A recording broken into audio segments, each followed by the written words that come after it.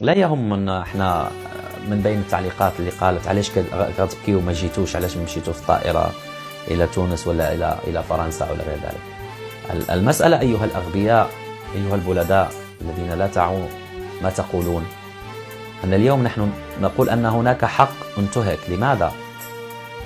لا يهم مشاركة المنتخب الأولمبي في الشام، قد يعد لمباريات تصفيات المؤهلة لباريس عبر الألعاب الأولمبية، عبر معسكرات إعدادية في المغرب أو خارج المغرب. الكل يتمنى مواجهة المنتخب المغربي. ألم تدركوا الحقيقة بعد أننا رابع العالم؟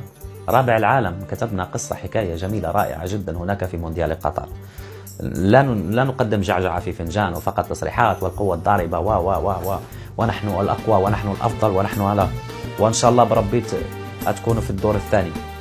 فايل على المنتخب الجزائري تبون حاشاكم، ذهب المنتخب الجزائري فإذا به لم يتأهل حتى للمونديال. وأن تمنينا لكم الخير ولكن قد نراجع بعض الأوراق في المستقبل القريب، لأن نسبة السعار التي وصل إليها النظام الجزائري أصبحت لا تطاق، وأن العدوى التي انتقلت لجزء من الشعب الجزائري هي الأخرى أصبحت مملة ومقيتة.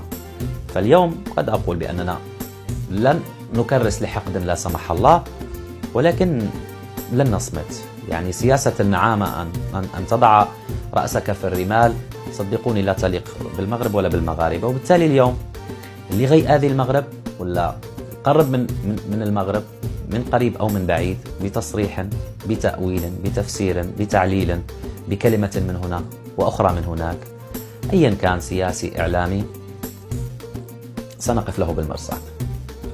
وإياكم، يعني هذه مملكة شريفة وشعبها طيب، يكرم الضيف إن أتاه، خلوق، لا ينحرف مع المنحرفين، ولكن إن جربتموه ستنالون ما لا يرضيكم. إياك والحليم إذا غضب، وهذا هو حال المغاربة.